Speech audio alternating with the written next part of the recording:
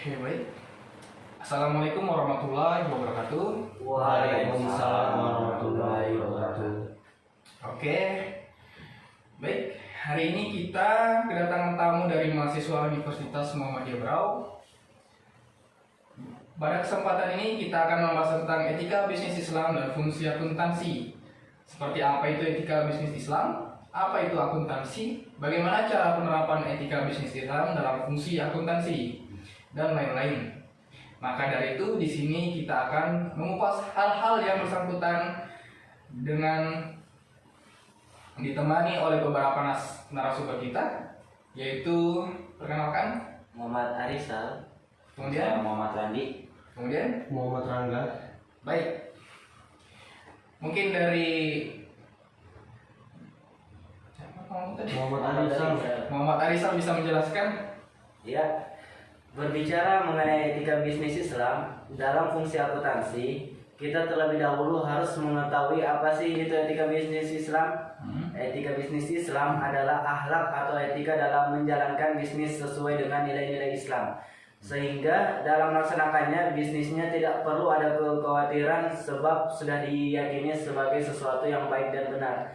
Nah, akuntansi secara garis besar berarti suatu proses yang diawali dengan mencatat, mengelompokkan, mengelola, menyajikan data, serta mencatat transaksi yang berhubungan dengan keuangan.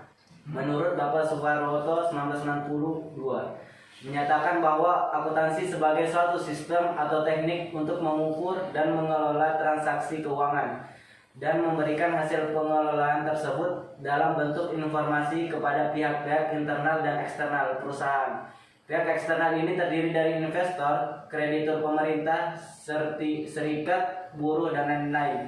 Jika dipadukan antara etika bisnis Islam dengan fungsi akuntansi, maka singkatnya berarti pengelolaan suatu transaksi dengan ketentuan-ketentuan syariat Islam, ya kurang lebih seperti itu. Mohon izin saya tambahkan. Boleh silakan. Perlu diketahui dalam pengertiannya, akuntansi syariah adalah segala sesuatu kegiatan ekonomi, aktivitas, transaksi yang berlandaskan dengan syariah yang sudah ditetapkan oleh Allah melalui hadis, Al-Quran maupun ijma'. Akuntansi syariah juga bisa diartikan lahir dari nilai-nilai budaya masyarakat dan ajaran syariah yang dipraktekkan dalam kehidupan. Apalagi akuntansi pada zaman dahulu, pada kalangan bangsa Arab sebelum Islam sudah mengenal.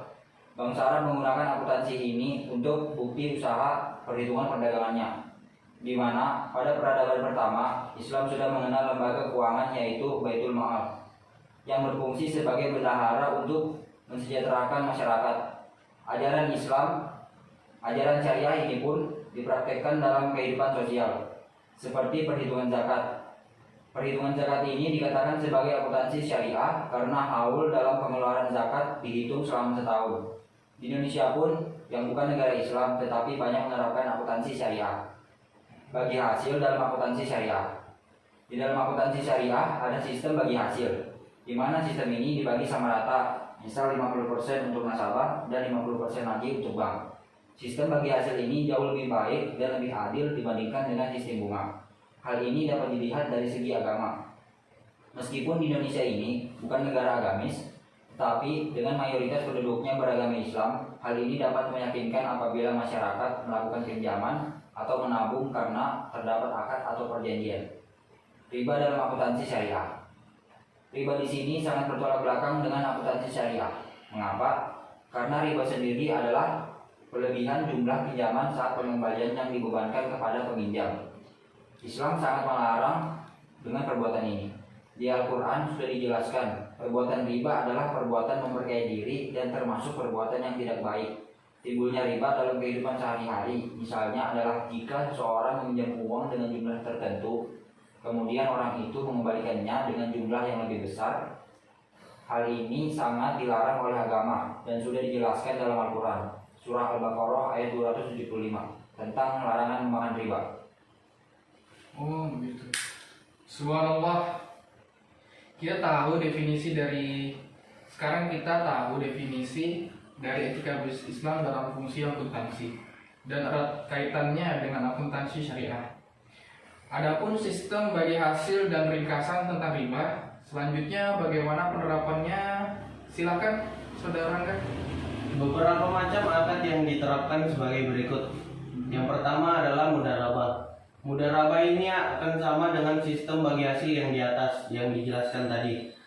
Tetapi dalam mudharabah ini antara nasabah dan bank melakukan kerjasama, di mana bank akan memberikan modal dan nasabah yang akan melakukan usaha.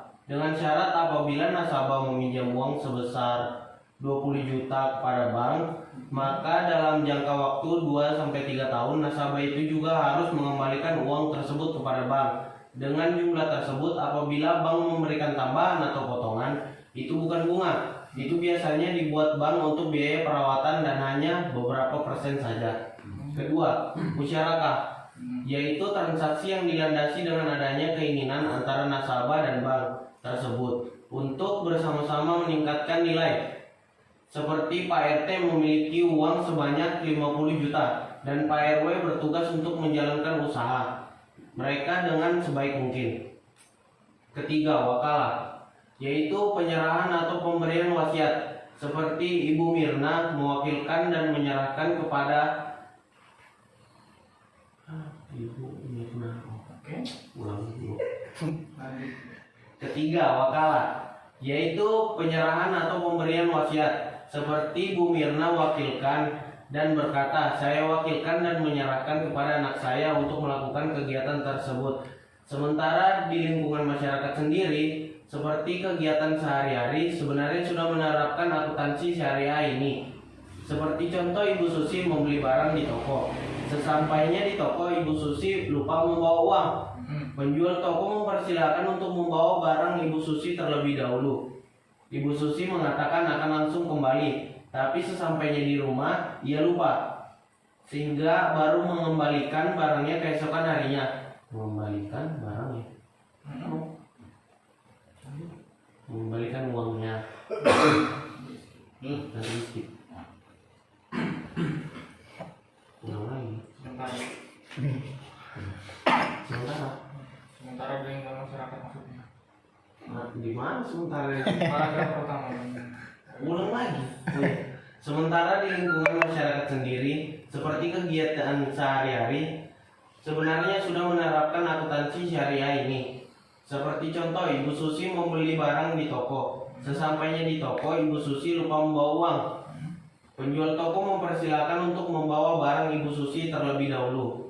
Ibu Susi mengatakan akan langsung kembali, tetapi sampainya di rumah, ia lupa. Sehingga baru mengembalikan uangnya keesokan harinya. Apabila seperti ini, uang Ibu Susi tetap membayar sesuai jumlah barangnya yang ia bawa kepada penjual dengan jumlah yang sama tanpa ada biaya tambahan karena sesuai dengan hukum Islam. Pada nilai tukar yang sedang berlaku antara bulan yang sudah berlalu dengan bulan sekarang, seperti Pak Arkan menjual bensin eceran di salah satu desanya 7 bulan yang lalu, waktu itu berharga 6.500 per liternya. Ketika Pak Arkan memasukkan ke dalam laporan, sekarang harga bensinnya sudah 8.000 per liter. Maka yang dimasukkan Pak Arkan ke dalam laporan tetap harga bensin ketika dibeli 6 bulan yang lalu, yaitu 6.500 per liter dan tidak berubah. Baik, hari ini kita berjumpa lagi ya, karena ini merupakan part kedua. Saya belum bertanya kemarin ini. Dari pembahasan kemarin ada yang saya tanyakan, jadi teman-teman yang kemarin saya panggil kembali untuk membahas yang saya tanyakan. Siap nggak nih saya bertanya nih? Ya, siap. Siap-siap aja ya? Ya, Oke lah. Oke, pertanyaan pertama siapa ya? Lu dah. Oke. Siap nggak? Siap. Nah, ini yang mau aku tanyain nih. Apa yang sebaiknya kita lakukan agar terhindar dari yang namanya riba? Ya, sekarang ini terdapat banyak sekali jenis riba yang entah disadari atau tidak tengah menjamur di masyarakat. Hal ini menjadi sebuah realitas yang begitu menyedihkan, mengingat riba merupakan hal yang diharamkan. Beragam jenis riba yang telah menjadi bagian sehari-hari dapat dengan mudah ditemukan seperti sewa rumah, kartu kredit, atau bahkan sewa mobil. Riba membuat jumlah uang yang harus dibayarkan totalnya berubah-ubah tergantung dengan waktu pembayaran serta pada keadaan tertentu. Supaya dapat terhindar dari riba, Anda dapat menerapkan tips-tips yang berikut ini. Yang pertama, kenali bahaya riba. Sudah jelas, jika di dalam Islam, riba merupakan hal yang haram. Riba membuat seseorang banyak dililit hutang akibat tingkat bunga yang tinggi. Keberadaan riba membuat hidup kurang nyaman dan tidak tentram akibat banyaknya hutang yang menumpuk dan harus dibayar. Yang kedua, cara yang halal bertransaksi. Dalam hal ini tentu Anda diharuskan mengerti betul bagaimana transaksi jual beli yang haram ataupun yang halal dalam Islam. Jual beli yang diperbolehkan dalam Islam yaitu jual beli dengan dasar sukarela adalah kedua belah pihak menyetujui aturan yang ditetapkan oleh kedua belah pihak. Dalam hal ini tentu tidak boleh ada paksaan sehingga salah satu pihak merasa dirugikan dan tertekan. Yang ketiga, barang yang dijual telah memiliki izin. Dalam hal ini adalah kondisi barang yang diperjualbelikan merupakan barang pribadi dan bukan milik orang lain. Adapun ketika barang tersebut merupakan milik orang lain, hendaknya orang yang akan menjualnya telah mendapatkan izin dari si pemilik. Asal-usul keberadaan barang harus jelas dan bukanlah barang hasil curian. Dan yang terakhir, barang halal. Anda tidak boleh menjual barang haram yang memberi dampak buruk bagi si penjual maupun pembeli. Beragam barang haram yang tidak boleh diperjualbelikan adalah barang hasil curian, babi, patung, minuman keras, anjing, dan barang-barang haram lainnya. Oh, Ya. berarti biawak kalau dijual haram?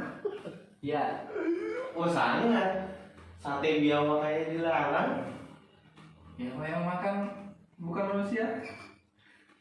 Ya kali kan Ya, kamu bilang haram. Haramnya buat yang Islam aja. Iya. Oke. Sekarang aku mau tanya pertanyaan yang kedua ini. Siapa ya? Siap nggak? Tata mata aja. Udah nggak siap kayaknya nih. Oke, si Randi aja aku bertanya nih. Ya. Menurut Randi, apa saja faktor-faktor yang mempengaruhi penawaran menurut perspektif ekonomi Islam? Oke. Ayo jawab. Faktor-faktor penawaran. Dalam kacamata pemikiran ekonomi Islam klasik, penawaran telah dikenali sebagai kekuatan paling penting dalam pasar. Ibnu Taimiyah misalnya mengistilahkan penawaran ini sebagai ketersediaan barang di pasar. Dalam pandangannya, penawaran dapat berasal dari impor dan diproduksi lokal. Kegiatan ini dilakukan oleh produsen maupun penjual. Nah, terkait hal ini ada dua. Yang pertama adalah maslahah.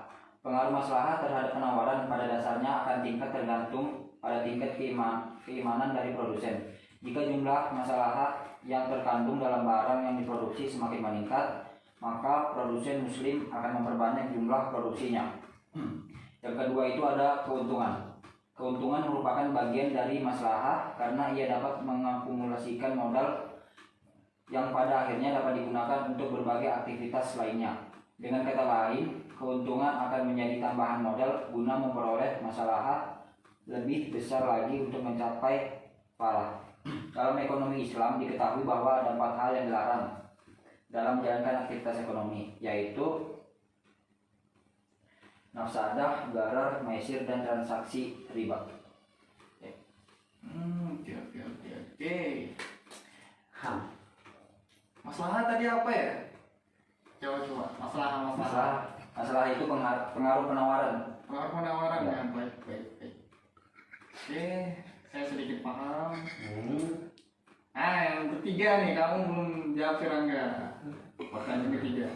Dalam etika bisnis Islam, apakah bank boleh melakukan penarikan bunga melalui apa nih? Sabar. Itu. Saya ulangin ya. Tulisan saya kurang bagus tadi. Pertanyaannya mengira secara halus. Dalam etika bisnis Islam, apakah bank boleh melakukan penarikan bunga walau dalam jumlah yang sedikit terhadap nasabah? Jawab. Oh, enggak jauh jawabannya. Orang lagi Google aja jawab. Ya kan? Jawab. Kenapa? Ya. dalam baik sekali Pak. Aduh.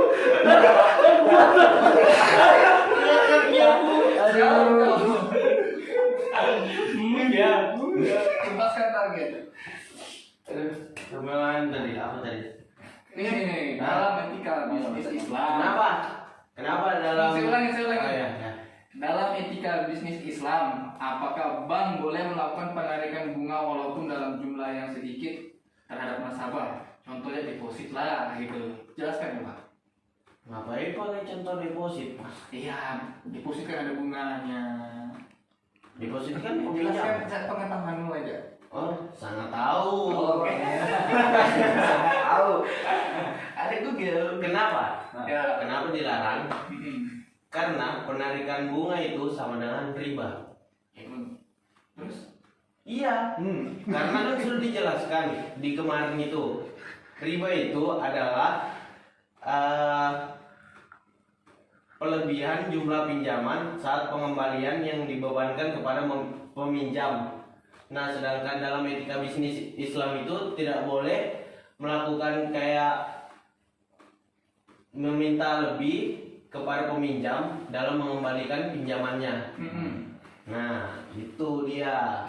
Makanya dilarang. Terus? Ya sudah dijelaskan kan, Pak?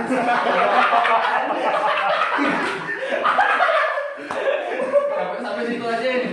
Iya, itu kan jawabannya simpel sebenarnya. Baik, Sampai dalam etika bisnis Islam itu riba itu dilarang. Jadi sudah jelas. Bunga itu kan termasuk dalam riba. Bunga mawar riba nggak? Hah? Bunga mawar riba nggak? Oh, Oh. bunga itu kembang desa, Pak. Baik, nyambung kita ke bunga mawar. Oke, saya masih ada pertanyaan. Siapa yang mau jawab dua-duanya nih? Dua-duanya. Belum aja dikasih pertanyaannya. Mau dijawab dua-duanya. Mau bisa jawab nggak? Oh, bisa. Nggak yakin. Apa sih dua-duanya si kamu nggak? Enggak kayaknya. Oke lah. Apa sih Randi aja semuanya nih? Ya, Iya, Randi. oke. Nanti jawab ya. Bagaimana konsep harga dan solusi Islam terhadap ketidaksempurnaan pekerjaannya pasar? Jelaskan menurut Randi. Oke. Jadi pasar seperti yang kita tahu adalah sebuah mekanisme pertukaran barang dan jasa ya kan? Yang alamiah dan telah berlangsung lama sejak peradaban awal mula manusia. Skip. Enggak, bunyi memang begitu. Oke. Nah, saya lanjut. Oke. Islam menempatkan pasar pada kedudukan yang penting dalam perekonomian. Jadi, kalau mekanisme pasar dalam perspektif Islam sendiri itu, yang mana ekonomi Islam memandang bahwa pasar, negara dan individu berada dalam keseimbangan. Tidak ada yang lebih dominan dari yang lain. Islam menegaskan bahwa pasar harus berdiri di atas prinsip-prinsip persaingan bebas, tetapi kebebasan itu harus sesuai dengan aturan syariat yang sudah saya jelaskan sebelumnya. Gitu. Nah, yang kedua nih. Tanpa berlama-lama. Minum dulu lah, Pak. Ini cekat-cekat ini. Nanti dulu. Oke. Selesaikan dulu. Tanggung. Bagaimana pandangan Islam tentang asuransi? Asuransi. Tahu? Asuransi. Ya, asuransi. Kalau asuransi itu kredit kita. Asuransi. Asuransi, oke. Asuransi ya. Itu Dalam pandangan Islam ya. Oke. Jangan pandanganku ya. Lain ceritanya. Pandang-pandangan kalian agak lucu nih. Ya sudah. Asuransi dipandang bukan sebagai sebuah jual beli yang Bentar. diharapkan. Asuransi. Ya.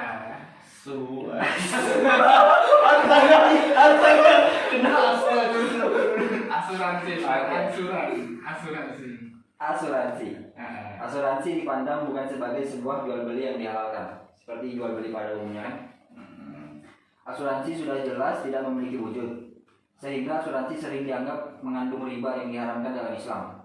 Namun demikian, pendapat lain menyebutkan bahwa asuransi memiliki manfaat untuk saling melindungi dan tolong menolong antar sesama umat manusia yang bisa saja mengalami musibah yang tidak terduga. Itulah mengapa sebagian ulama berpendapat bahwa asuransi dijalankan dan berlandaskan ajaran Islam diperbolehkan sebagai tunjangan akhir gitu. Gimana? Ya mungkin itu aja. Itu aja ya. Jadi asuransi sebenarnya ini boleh. Boleh, sebenarnya beberapa ulama itu menghalalkan itu asuransi. Karena sesuai fungsinya ya Iya. untuk membantu. Kan kita tidak bisa menduga kalau ada peristiwa-peristiwa ke depannya gitu. Iya, buat Ini mengantisipasi. sebagai antisipasi. Musibah Ya musibah. Karena kita kan nggak tahu ya nggak tahu. kalau musibah datang, jadi kita sudah Ya, Ada persiapan persiapan. ya, persiapan gitu. Nah, siapa yang sebelum hujan. oke. Oke. Untung bawa jas hujan. Ya suci. Tidak bawa payung. Hujan ini cuaca nih. Aduh. Alhamdulillah.